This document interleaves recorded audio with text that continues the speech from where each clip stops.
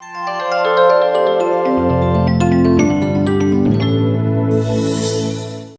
నిన్న ఏ రోజైనా ఏ పరిస్థితిలోనైనా వంశీ అనే వ్యక్తిని ఒక్క మాట ఏ ఒక్కరినైనా అంటే నువ్వు ఇలాంటి వల్గర్ లాంగ్వేజ్ పడితే ప్రతి వాళ్ళ దగ్గర చులకనగా నీ భవిష్యత్తు అయిపోద్దని ప్రతి పార్టీలో కూడా ఇప్పుడు ఒక పార్టీ మారో గతంలో ఒక పార్టీ మళ్ళీ వైఎస్ఆర్ కాంగ్రెస్ పార్టీ ఇప్పుడు జనసేన పార్టీ ఏంటి మళ్ళీ ఇంకెక్కడికి వెళ్తామనేది మనం ఆలోచించుకోవాల్సిన విషయం మన దగ్గర ఉందని మరి నువ్వు హెచ్చరించి ఓ జిల్లా అధ్యక్షుడిగా నేను మరి వంశీకి హెచ్చరించిగా మాట్లాడుతున్నాను. కంపల్సరిగా విజయం మాదవుతుంది, అన్ని నియోజకవర్గాల్లో గెలిచి తీరుతామని. మళ్ళీ వైఎస్ఆర్ కాంగ్రెస్ పార్టీ 2024లో జగన్మోహన్ రెడ్డి గారు ముఖ్యమంత్రి అవుతారు. విశాఖపట్నం జిల్లాలో మరి మన అందరూ చూసేటట్టు, భారతదేశం చూసేటట్టు మరి ఇక్కడ జూన్ 9ని ప్రమాణ స్వీకారం చేసే విధంగా అనే జనాలు అందరూ చూస్తారు. భారతదేశమే కాదు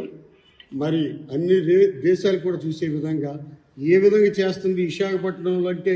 ఇలా ఉంటుందని మరీ మారుమూగే విధంగా. గతంలో చూసాం 2019లో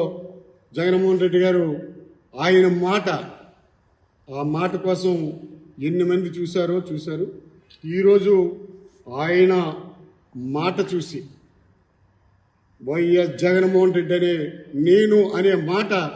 విశాఖపట్నం జిల్లాలో వినబడుతుందని ఆంధ్రప్రదేశ్ ప్రజలందరూ కూడా ఆయన వైపు ఉన్నారని ఈ సందర్భంగా మీడియా ద్వారా మరి వంశీకి హెచ్చరిస్తూ మళ్ళీ ఇలాంటి అసభ్యమైన మాటలు నువ్వు గెలిచిన తర్వాత లేకపోతే గెలుస్తావో ఓడతావో నువ్వు చూసుకో, అప్పుడు మాట్లాడు. ఈరోజు పార్టీని ఏళన చేసి నీకు కనీసం మరి ఆయన ఆడే మాటలు చాలా విధంగా అందరినీ కించపరిచే విధంగా ఉన్నాయి కనుక ఆయన తగ్గించి మాట్లాడుకుంటే మంచిదని, ఆ విధంగా ఉంటే ప్రజలు మళ్ళీ ఒక్కసారి నీకు మళ్ళీ బుద్ధి చెప్పే విధం మళ్ళీ దగ్గరలో పడ్డదని చెప్పేసి ఈ సందర్భంగా తెలియపరుచుకుంటూ మరి వైఎస్ఆర్ కాంగ్రెస్ పార్టీ జగన్మోహన్ రెడ్డి గారు మళ్ళీ విశాఖపట్నంలో ప్రమాణ స్వీకారానికి సిద్ధమని చెప్పేసి ఇప్పటికే చాలామంది విశాఖపట్నం రావడానికి సిద్ధంగా ఉన్నారని ఈ సభాముఖంగా మీడియా ద్వారాగా ప్రజలందరికీ మీ మీడియా ద్వారా పత్రిక ద్వారా తెలియపరుస్తారని మీ మీడియా ద్వారా సోదరులందరికీ కూడా చేతులు జోడించి నమస్కరిస్తూ